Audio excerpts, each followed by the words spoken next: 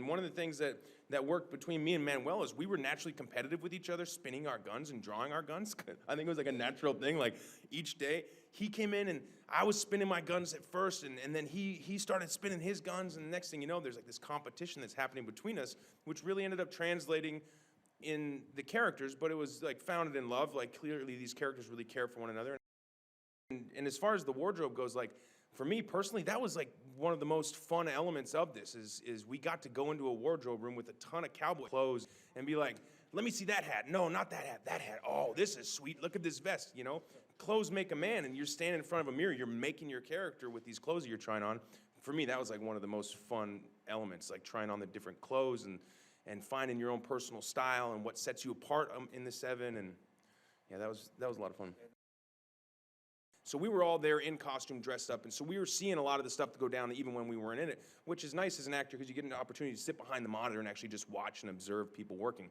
And seeing Antoine work and, you know, watching Denzel work and watching Manuel work. And one of the things he did, man, he goes in and when he was spinning his guns, he got so, when he came out of that bank, he did something with these guns that I know is in the movie, and I've yet to see the final cut. I'll see it tonight. He does this thing that is so beautiful. I think it's the best gun work I think I've ever seen in a movie that's actually in action in a fight, you know, not just like some guy showing off or some guy doing something, but like using this skill while being a savage killer. That was cool, man, because no one can pull that off, because it can look, anyone else tries to do it, it's not going to look as sexy as when Manuel does it.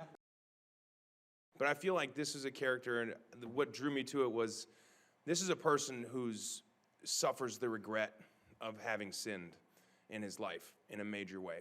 You know, I think he carries around some pretty heavy stuff inside of his heart that's convinced him that he's less than savory. He doesn't think that he's a good guy. And when you think you're a bad guy, you let yourself do bad things. And then when you come to terms with the idea that you may be good inside of your heart, I think you have to face the bad things that you've done.